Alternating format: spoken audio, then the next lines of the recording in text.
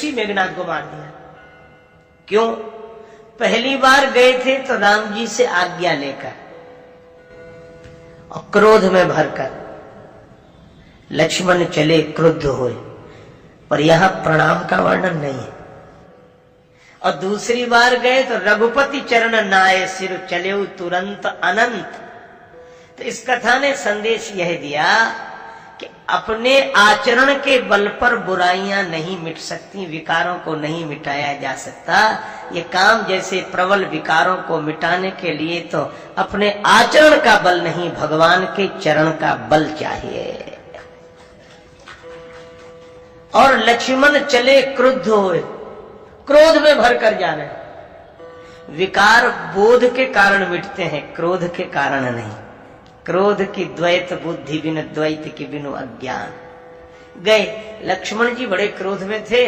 मेघनाद ने शक्ति बाण का प्रयोग किया, क्योंकि वह सोच रहा था कि मैं इस शक्ति का प्रयोग नहीं करूंगा तो मैं ही मिट जाऊंगा। लक्ष्मण जी मूर्छित हो गए। कल मैंने निवेदन किया था, पाकार जित काम विश्रामहारी, यह काम ही मेघनाद है। और लक्ष्मण लक्षोन्मुखी मन, लक्ष्य की ओर बढ़ने वाला मन। तो लक्ष्य की ओर लक्षोन्मुखी मन जब साधना के क्षेत्र में आता है तो कभी कभी विकार के द्वारा मूर्छित हो जाता, विकार के प्रहार से। किसने मूर्छित कर दिया? काम ने। अब एक अद्भुत बात है, लक्ष्मण जी मूर्छित होकर गिर तो गए पर मिटे नहीं। साधक के मन को यह विकार थोड़ी देर के लिए मूर्छित भले ही कर दे, पर उसका अस्तित्व तो मिटा नहीं सकता। मैं इस कथा का अधिक विस्तार नहीं कर रहा हूं, बस मूल बात इतनी है कि मेघनाद ने बड़ी चेष्टा की, जगदाधार अनंत की में उठई न चली खिसियाए। तब तक श्री हनुमान जी आए और हनुमान जी ने अपनी गोद में उठा लिया। और इसका अर्थ क्या है? इस लीला से यह प्रेरणा लेनी चाहिए कि विकारों के द्वारा जिसका मन मूर्छित हो जाए और वह गिर जाए, ऐसे गिरे हुए को संत अपनी गोद में उठा लेते हैं। हनुमान जी संत हैं। और हनुमान जी ने क्या किया? अपनी ही गोद में नहीं रखा, श्री हनुमान जी लाए और राम जी की गोद में डाल दिया। बस यही संत का स्वभाव है। संत जिसे अपनी गोद में उठाते हैं उसे भगवान की गोद में डाल देते हैं। अपने से जुड़े हुए को भगवान से जोड़ देना ही संत का काम है। राम जी पूछ रहे हैं, शाम हो गई, संध्या भई फिरी दोवनी, लगे संहारन निज निज निज निज धनी। सभी सेनापति अपनी अपनी सेनाओं की संभाल कर रहे थे। तब तक श्री राम बोले। कौन राम जी? व्यापक ब्रह्म अजित भुवनेश्वर,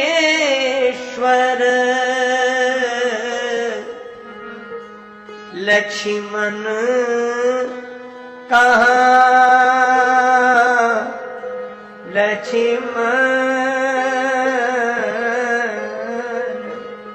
लक्ष्मण कहाँ बूझी करुणा कर।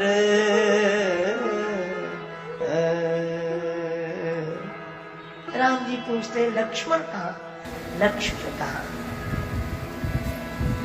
तब लगी ले आयु हनुमान, अनुज देखी प्रभु अति दुख माना माना। राम जी की गोद में मूर्छित लक्ष्मण, राम जी रोने लगे। मेरो सब पुरुषार्थ थाको, विपत बटावन हार बंधु बिन करो भरोसो काको। लक्ष्मण, तुमने सब कुछ तो ठीक किया, संसार के सारे सुख भोगने में तुम पीछे रहे, मुझे आगे कर दिया, पर आज स्वर्ग का सुख भोगने में आगे क्यों जा रहे हो? मुझे जाना चाहिए। लक्ष्मण, तुम सदा मेरे पीछे पीछे चले हो तो शरीर छोड़कर भी मुझसे आगे नहीं जा सकते। मैं भी तुम्हारे साथ चलूंगा। पर राम जी को एक ही चिंता, ऐसा स्वभाव और कहीं नहीं मिलेगा। शरणागत वत्सल दीन बंधु श्री राम कहते हैं, गिरि कानन जय है कपि भालू और हों पुनि अनुज संघाती। पर्वत की कंदराओं में, जंगल में ये वानर भालू चले जाएंगे और मैं अपने भाई के साथ देह त्याग कर चला जाऊंगा, लेकिन रोना तो इस बात का है, हुए है कहा विभीषण की गति, रही सोच भरी छाती, विभीषण का क्या होगा, ऐसो को उदार जग माही। यह श्री राम जी अत्यंत दुखी होकर रोने लगे। पर वाह बजरंग बली, श्री हनुमान जी महाराज ने उस समय कहा कि प्रभु मैं सब कुछ देख सकता हूं, आपकी आंखों में आंसू नहीं देख सकता। को नहीं जानत है जग में कपि संकट मोचन नाम तिहारो। राम जी ने रोते हुए कहा, हनुमान क्या करोगे, लक्ष्मण के प्राण संकट में है। हनुमान जी ने कहा कि प्रभु अमृत से जीवन मिलता है, और अमृत कहाँ मिलता है मुझे पता है। सुना है चंद्रमा में अमृत है। आज जो हम प्रभु अनुशासन पावो, गीतावली रामायण में वर्णन है, तो चंद्रमई निचोरी चैल जो आन सुधा सिर नावो। इस चंद्रमा को कपड़े की तरह निचोड़कर अमृत लक्ष्मण जी के मुख में डाल दो। और सुना है पाताल में अमृत से भरा हुआ घड़ा रखा है, सर्प उसकी रक्षा कर रहे हैं, मैं पाताल में चला जाऊं। कह पाताल दलो ब्याला बलि अमृत कुंड महिलाओं, सर्प समूह को नष्ट करके अमृत का कुंड ही धरती पर ले आऊं। और तीसरी बात तो श्री हनुमान जी ने ऐसी कही जो वे ही कह सकते हैं कि कहो तो मारो मीच नीच मूसक इव सबई को पाप बहाओ। आज इस मौत को ही मार डालें, आज के बाद सबका झंझट खत्म। अब आप देखो हनुमान जी ने 3 जगह की बात कही है। चंद्रमा कहाँ है? आकाश में, अमृत कुंड पाताल में, और मृत्यु धरती पर। तीनों लोक की बात कह रहे हैं कि नहीं? देवता घबरा गए, आपन तेज संहारो आपे, तीनों लोक हाकते कांपे। आकाश में चंद्रमा से अमृत ला सकता हूं, पाताल से अमृत कुंड ला सकता हूं, और धरती पर मृत्यु को ही मार डालू। राम जी मन ही मन सोचने लगे कि यह तो मेरी लीला है, पर हनुमान जी यह क्या कर रहे हैं, संभालो। अब किसी की हिम्मत न हो हनुमान जी से कुछ कहने की। तब जामवंत जी बोले, जामवंत कहे वैद सुखेना, लंका रही को पठइए लेना, लंका रही को पठइए।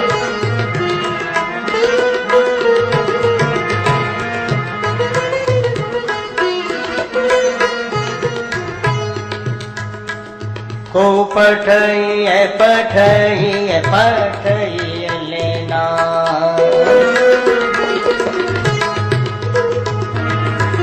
जामवंत कहे वैद। जामवंत जी ने कहा सुखैन वैद्य हैं। अब देखो यह भी कैसा अद्भुत प्रसंग है। वैद्य की आवश्यकता है, और वैद्य कौन है? सद्गुरु वैद्य वचन विश्वासा। विकारों के द्वारा मूर्छित मन को पुनः स्वस्थ बनाने के लिए सद्गुरु वैद्य की आवश्यकता है। भगवान भी इस सत्य को स्वीकार करते हैं। हनुमान जी से कहा वैद्य जी को ले आओ, और हनुमान जी गए। कैसे गए? धरि लघु रूप गए हनुमंता। हनुमान जी बड़े छोटे बन गए। और इसका अर्थ क्या है? हनुमान जी बनते हैं छोटे, काम करते हैं बड़ा। हम लोग बनते हैं बड़े, काम करते हैं छोटे छोटे। और हनुमान जी की लीला से यह भी प्रेरणा लेनी चाहिए कि छोटा बनकर ही बड़ा काम किया जा सकता है। ये ज्यादा अकड़ने वाले कोई बड़े बड़े काम नहीं कर पाते, कर ही नहीं सकते। एक कवि ने तो कहा कि झुकता वो है जिसमें की जान है, और अकड़ तो खास मुर्दे की पहचान है। ये अकड़े रहने वाले तो मुर्दे हैं, न सिर झुके न हाथ झुके, अकड़े। पर जिसका जीवन है उसमें विनम्रता है। हनुमान जी छोटे बनकर गए, और यह भी संकेत कि गुरु जी को लेने जाने, सदगुरु वैद्य और गुरुजनों के पास जाए तो छोटे बनकर ही जाना चाहिए। गए, और विनम्रता जहां है गुरुदेव के आने में वहां देरी नहीं, आने वो भवन समेत तुरंता। अब एक अद्भुत बात है, हनुमान जी गए और आए, उसका मकान ही उठा लाए, मकान ही उखाड़ लाए, रख दिया। बानों ने कहा वैद्य कहाँ है? हनुमान जी बोले इसी मकान के भीतर होगा, कुंडी खटखटा। अरे भले आदमी, वैद्य को बुलाया था, मकान क्यों ले आए? हनुमान जी बोले हम जाते और इसे जगाते तो यह तो जागता से जागता पड़ोसी पहले जाग जाते, और फिर इसको सारी बात सुनाते, आने के लिए राजी होता कि नहीं होता, कितना समय बर्बाद होता। हमने सोचा ये सब बातें वहीं करेंगे, तो कहा अकेले वैद्य को ले आते, ये मकान क्यों ले आए, चारपाई उठा लाते। हनुमान जी बोले वैद्य यहाँ आकर कहता कि इलाज का मामला था तो वहां बताते, दवाइयां तो सब वहीं छूट गई, इसलिए सेहत अस्पताल के उठा लाया हूं, देखो दवाई ढूंढो और इलाज करो। और फिर एक बात है, रावण को पता है कि लक्ष्मण जी मूर्छित है और वैद्य केवल सुखैन है, तो रावण अपने सिपाही नहीं भेजेगा कि जाओ वैद्य के मकान की तलाशी लो, रात को वैद्य कहीं गया तो नहीं था। हनुमान जी बोले कि अगर सिपाही आते और वैद्य मकान में न मिलता तो कल से मृत्युदंड मिलता कि नहीं? कहा बिल्कुल। बोले अब खूब रावण के सिपाही घूमते रहे, मकान ही नहीं मिलेगा तो तलाशी किसकी लेंगे? मकान हो तब तलाशी ले, वहां तो मकान ही गायब है। और चौथी बात यह है कि वैद्य को लगता ही नहीं है कि हम कहीं ले जाए गए, वैद्य को लगता है कि इतने लोग हमारे ही घर पर आए हुए हैं। अब यह तो है हनुमान जी के युक्ति कौशल की बात, पर इसमें गंभीर आशय क्या है? गंभीर आशय यह है कि वैद्य को लेने गए हैं, मकान के सहित लाए हैं। वैद्य है सदगुरु। अगर सदगुरु का स्वरूप वैद्य का है जो भवरोग मिटाने वाले हैं, वे जब उपचार के लिए आएंगे तो मकान सहित ही आएंगे। मकान कौन सा? 5 तत्व का बना पिंजरा, या मैं बोल रही मैं ना कछु लेना न देना, मगन रहना कछु लेना न देना, मगन रहना हो कछु लेना न,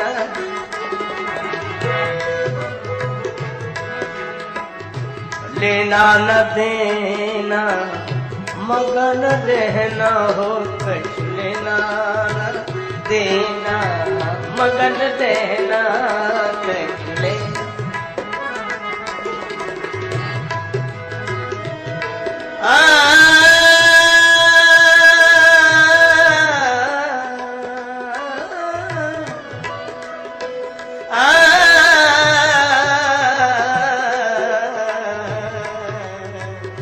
लेना न देना, मगन रहना हो कछु लेना न।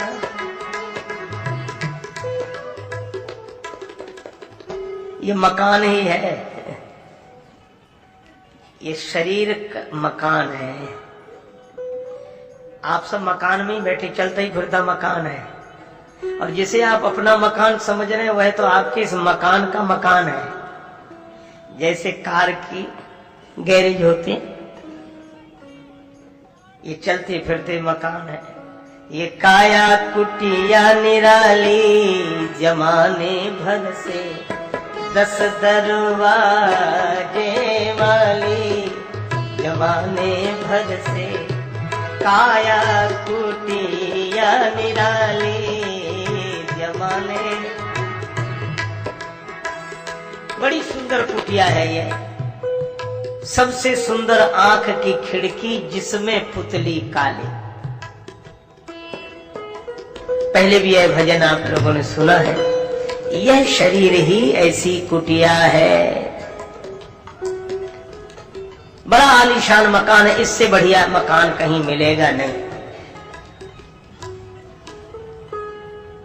आपने देखा होगा रेलगाड़ी में एसी के शीशे लगे रहते हैं। उसकी विशेषता यह है कि भीतर वाला तो बाहर वाले को देख लेता है प्लेटफार्म पर कौन घूम रहा है, पर बाहर वाला भीतर वाले को नहीं देख पाते। लोग कहते हैं क्या कमाल है। हमने कहा ये कमाल तो भगवान पहले कर चुके हैं। अपने शरीर के मकान की आंख की खिड़की में पुतली का ऐसा शीशा लगा है कि इसमें भीतर वाला तो बाहर वाले को देख लेता है, पर बाहर वाला भीतर वाले को नहीं देख पाता है। कितना बढ़िया शीशा है। मोबाइल नहीं चले थे, पुराने समय की बात बता रहा हूं। एक जगह में बैठा था, फोन की घंटी बजी, हमने कहा उठा। बोले वहां उठा लिया होगा। हमने कहा घंटी यहां बजती, वहां उठाया होगा। तो कहा फोन एक ही है, कनेक्शन दो है, दोनों पर घंटी एक साथ बजती है, चाहे यहां उठा लो चाहे वहां। हमें उस दिन लगा कि अपने शरीर के मकान में भी दो टेलीफोन है, एक साथ घंटी बजती है, चाहे इस कान से सुनो चाहे इससे, दोनों पर घंटी एक साथ बजती है। सुनते श्रवण। कई बार लोग कहते हैं कि हमें क्या मिला, हमें। आप विशेष हैं, बड़े वीआईपी हैं। कोई विशिष्ट आदमी आ जाए तो ऐसी भोजन नहीं किया जाता, जांच होती है। आप भी कोई भोजन दिया जाए तो कितनी जगह जांच होती है। पहले तो ये हाथ बताते हैं कि ठंडा है कि गर्म है, देने लायक है कि नहीं। एक जगह चेकिंग हुई और उसके बाद नासिका शुरू कर देखते हैं ठीक है कि नहीं, यहां से भी वापस कर दिया जाएगा। और तीसरा रसना चख कर देखती है, ठीक होगा तो भीतर जाने देगी, नहीं बाहर। इतनी जगह चेकिंग होती आपके भोजन की, तब आपको दिया जाता। आपसे जरा विशिष्ट व्यक्ति और कौन होगा। सुनते श्रवण नासिका सूंघ है। और बड़े आदमी किसी से बात नहीं करते, करा देते हैं, कह दो अभी व्यस्त है, कह दो। तो आपकी ओर से भी एक है बोलने चालने वाला, वाणी करे बोला चाली जमाने भर से। मुख के भीतर रहती रसना सटरस स्वादों वाले, सर्दी गर्मी कड़ा मुलायम त्वचा जानने वाले।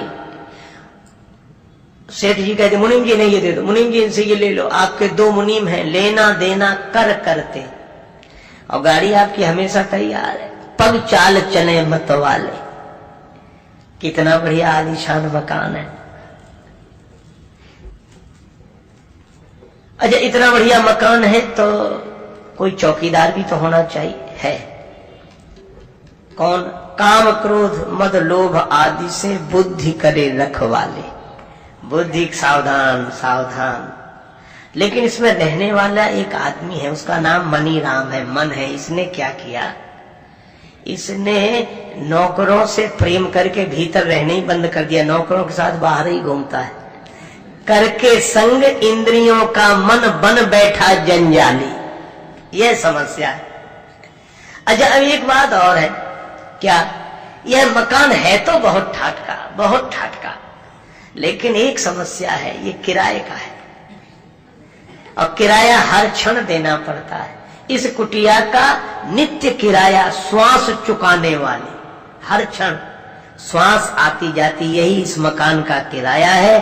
किराया खत्म, मकान खाली।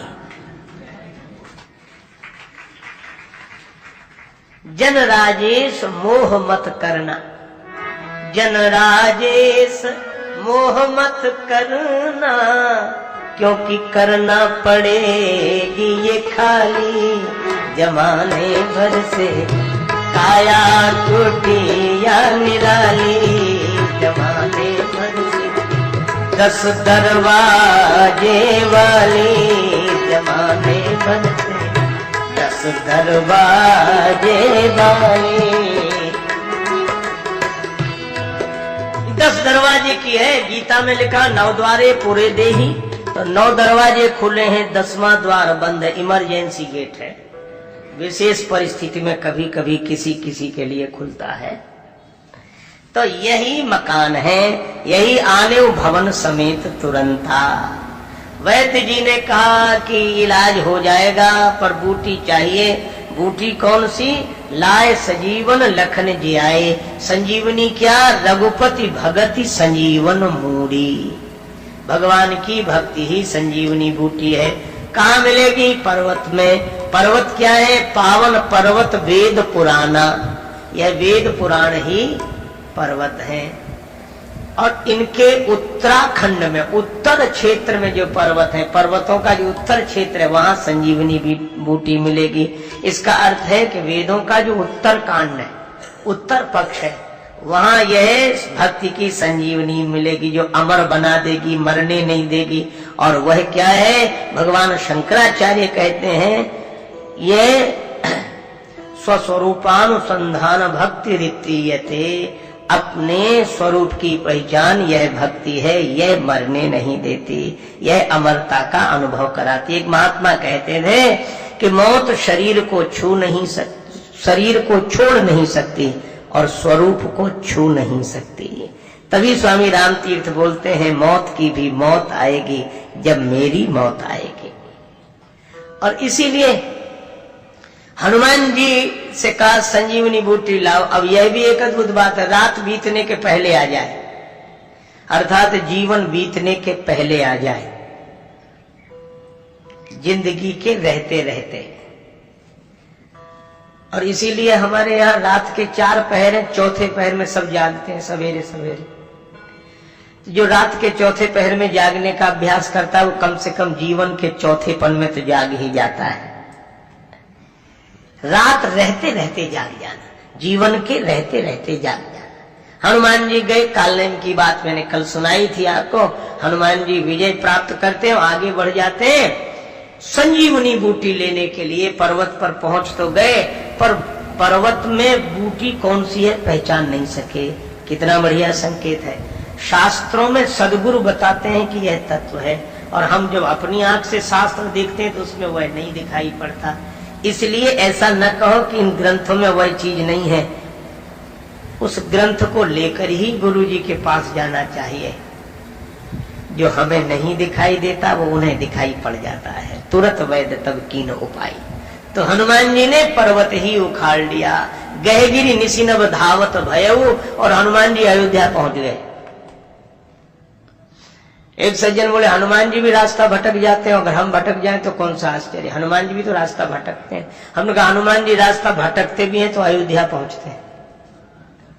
धन्य है ऐसा भटकना जो जीव को अयोध्या से जोड़ दे, और ऐसा होश में रहना किस काम का कि लंका ले जाए। हनुमान जी अयोध्या पहुंच गए। अयोध्यापुरी की बड़ी महिमा है। और जब अयोध्यापुरी की बात आती है तो मुझे याद आता है एक भजन। आप लोग उसको बोले, बहुत प्रसिद्ध भजन है, बहुत लोग प्रयोग करते हैं, पर भगवान की कृपा से मेरे द्वारा यह भजन लिखा गया था। एक आपने पहले भजन सुना होगा, मीठी रस से भरियोड़ी राधा रानी लागे, और उसमें यमुना जी के पानी की बात थी। तो इस भजन को सुनकर फिर यह राम जी का भजन अयोध्यापुरी की महिमा के बारे में भगवान ने मेरे द्वारा लिखाया, और वह भजन आप लोग सुन लें, समझ लें, और जब पढ़ें सुने तो याद कर लें कि यह वही भजन है जिसकी बात मैं कह रहा हूँ। सीताराम जी की प्यारी रजधानी लागे, रजधानी लागे, मोहे मीठो मीठो सरजू जी को पानी लागे। सीताराम जी की प्यारी रजधानी,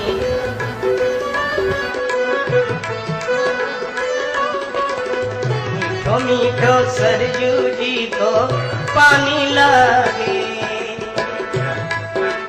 धन्य कौशिला धन्य केकई धन्य सुमित्रा मैया, धन्य भूप दशरथ जी के आंगन खेलत चारों भैया। मीठी तोतली रसीली प्रभु बानी लागे, प्रभु बानी लागे, मोहे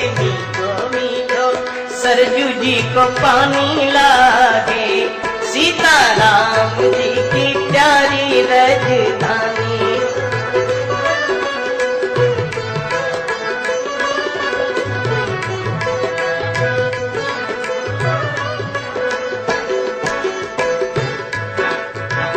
अयोध्यापुरी के स्थानों का वर्णन है इस पंक्ति में।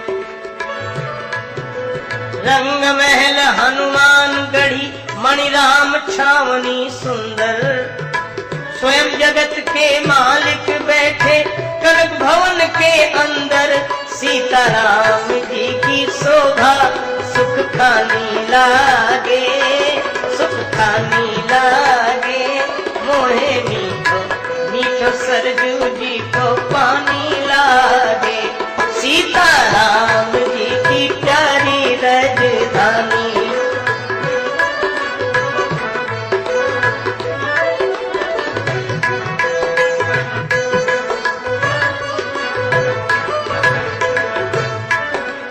सहज सुहावनी जन्मभूमि श्री रघुवर राम लला की, जानकी महल सुच सुंदर शोभा लक्ष्मण जू के किला की। यहाँ के कण कण से तो प्रीति पुरानी लागे, हो पुरानी लागे, मोहे मीठो मीठो सरजू जी को पानी लागे, सीताराम जी की प्यारी राजधानी। श्री राम जी को पानी ला, जय सिया राम दंडवत भैया मधुरी बानी बोले, करे कीर्तन संत मगन मन गली गली में डोले, सीताराम नाम धुन प्यारी मस्तानी लागे, मस्तानी लागे, मोहे मीठो मीठो सरजू जी को पानी लागे, सीताराम जी की प्यारी राजधानी।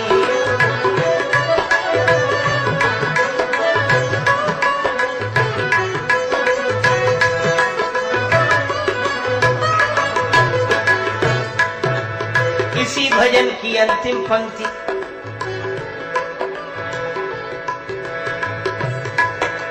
प्रभु पद प्रीति प्राप्त करते सब पीकर श्री हरि रस को, जन राजेश रहे नित निर्भय, जन राजेश रहे नित निर्भय, फिकर कहो क्या उसको किसको, जिसको माता पिता रघुराज सिया महारानी लागे, सिया महारानी लागे, मोहे मीठो मीठो सरजू जी को पानी लागे, सीताराम जी की प्यारी राजधानी।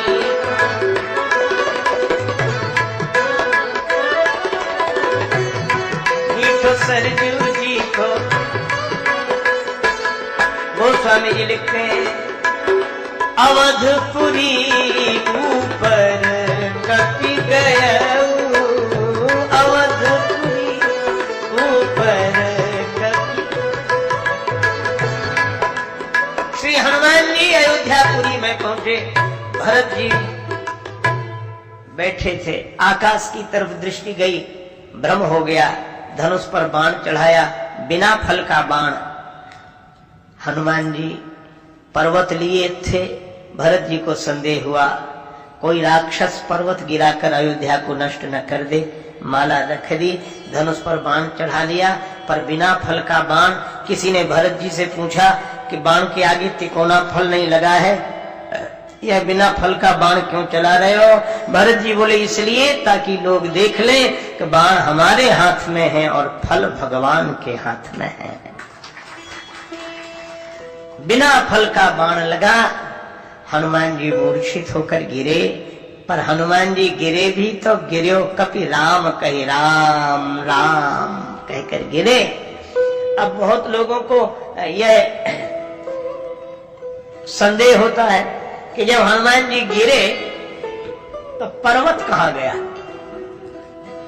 यह प्रश्न भी लोगों को पहाड़ की तरह लगता है। और गीतावली में वर्णन है, गिर्यो कपि राम कही पवन राख्यो गिरी, पवन ने पर्वत को ऊपर रख लिया। अब एक बात देखो, एक ही दिन में ये दो मूर्छाएं हैं। लक्ष्मण जी उधर मूर्छित, हनुमान जी इधर मूर्छित। लक्ष्मण जी मेघनाद के बाण से मूर्छित हुए और हनुमान जी भरत जी के बाण से मूर्छित हुए।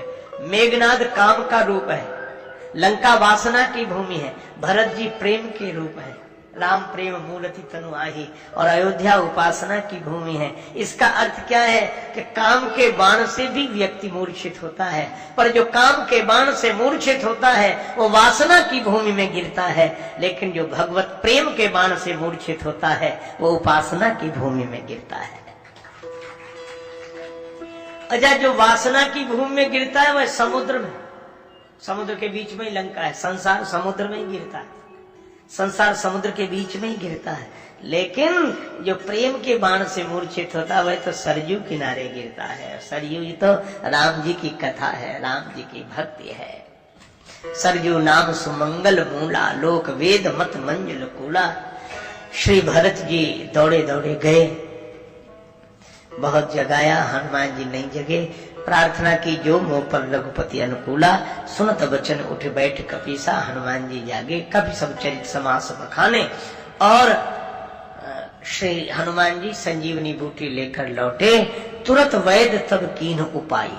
अच्छा, हनुमान जी राम जी को बसाकर चले थे हृदय में, राम जी को हृदय में बसाकर चले थे। राम चरण सरसिज उर राखी, चला प्रवंजन सुत बल भाकी। लेकिन एक अंतर हो गया, इधर से गए तो राम जी को मन में बसा कर गए और संजीवनी बूटी लेकर लौटे। भरत बाहुबल शील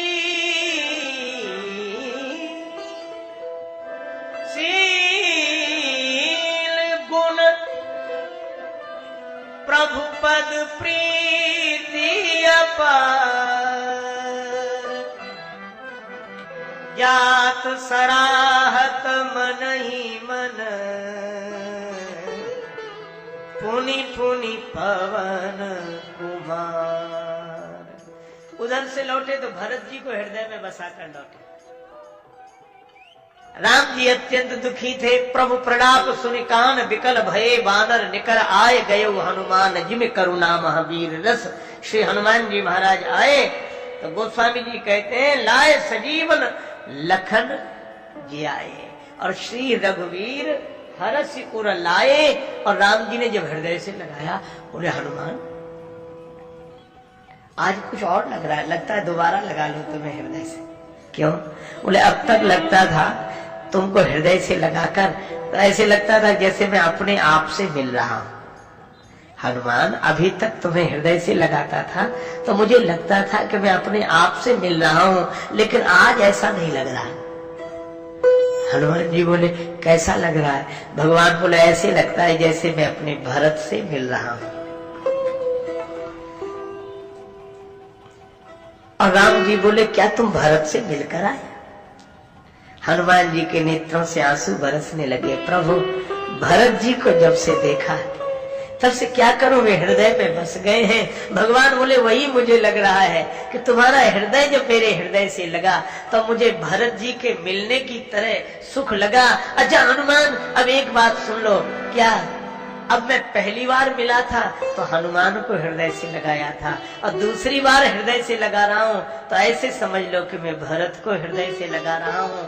हनुमान जी बोले कहाँ भरत जी और कहाँ मैं? भगवान बोले ऐसी बात नहीं है। रघुपति की बहुत बड़ाई, तुम मम प्रिय भरत ही सम भाई। तुम मम प्रिय भरत सम भाई, तुम मम प्रिय भरत।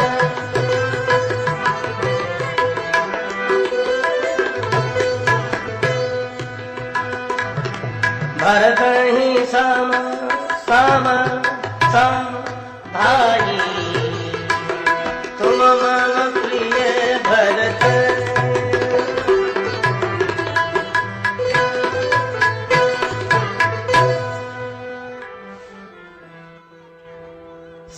सहस वदन तुमरो यश गावे।